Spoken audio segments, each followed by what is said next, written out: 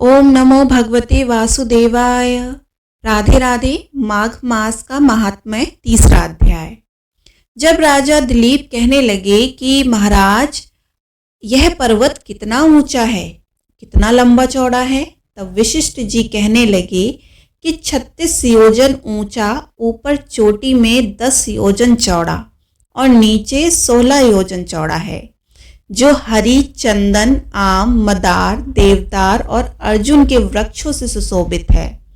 दुर्भिक्ष से दुखी होकर इस पर्वत को फल और फूलों से परिपूर्ण देखकर भृगु वहीं रहने लगे और यहाँ पर कंदराओं, वनों और उपवनों में बहुत दिनों तक तप करते रहे। इस प्रकार जब भृगु ऋषि वहां पर अपने आश्रम पर रह रहे थे तो वे एक विद्याधर अपनी पत्नी सहित उतरा। वे अत्यंत दुखी थे। उन्होंने भृगु ऋषि को प्रणाम किया और ऋषि ने बड़े मीठे स्वर में उनसे कहा, हे विद्याधर, तुम बड़े दुखी दिखाई देते हो, इसका क्या कारण है? तब विद्याधर कहने लगा कि महाराज, पुण्य के फल को पाकर, स्वर्ग पाकर तथा देवतुल्य शरीर पाकर भी मेरा मुख व्याघ्र जैसा है। मेरे दुख और अशांति का यही एक कारण है। ना जाने किस पाप का फल है। मेरे चित्त की व्याकुलता का दूसरा कारण भी सुनिए।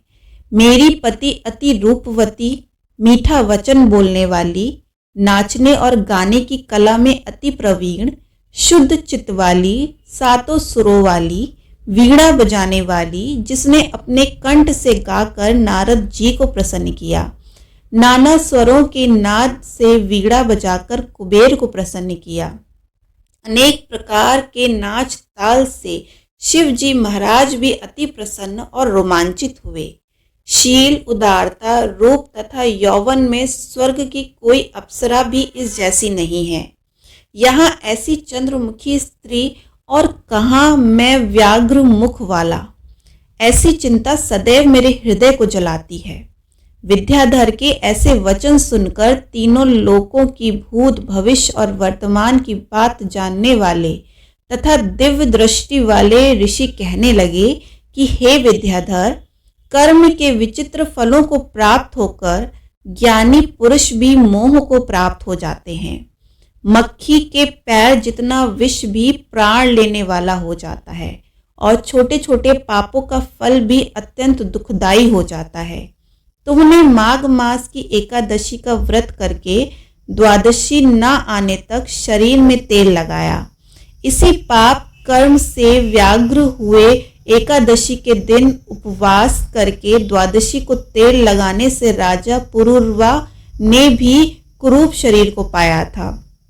तब वह अपने कुरूप शरीर को देखकर दुखी होकर हिमालय पर्वत पर देव सरोवर के किनारे पर गया। प्रीतिपूर्वक शुद्ध स्नान कर कुशा के आसन पर बैठकर भगवान कमल नेत्र, शंख, चक्र, गदा, पद्म के धारण करने वाले पीतांबर पहने, वनमाला धारण किए हुए विष्णु का चिंतन करते राजा पुरुरवा ने 3 मास तक निराहार रहकर भगवान का चिंतन किया। इस प्रकार 7 जन्मों में प्रसन्न होने वाले भगवान राजा ने 3 महीने के तप से ही अति प्रसन्न हो गए और माघ की शुक्ल पक्ष की एकादशी को प्रसन्न होकर भगवान ने अपने शंख से जल से राजा को पवित्र किया। भगवान ने उसके तेल लगाने की बात याद दिलाकर सुंदर देवताओं का सा रूप दिया, जिसको देखकर उर्वशी भी उसको चाहने लगी और राजा कृतकृत्य होकर अपनी पुरी को चल गया।